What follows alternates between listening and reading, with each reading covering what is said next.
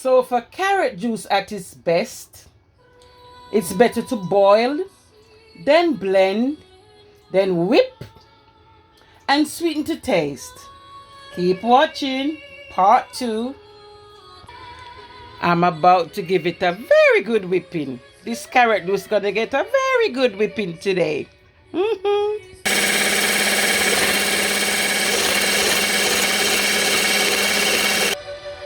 Then it's time to stir.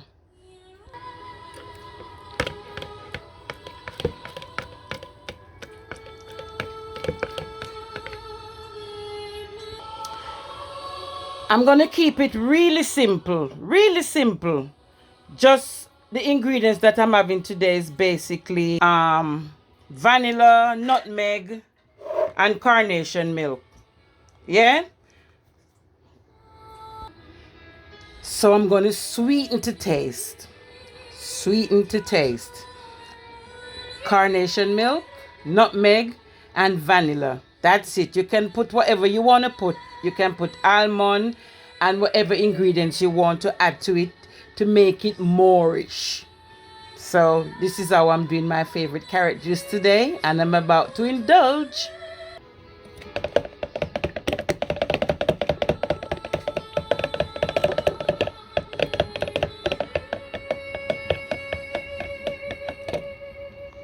Look at that richness.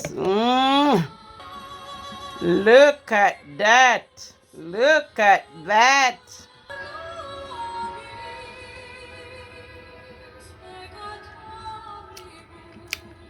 Awesome.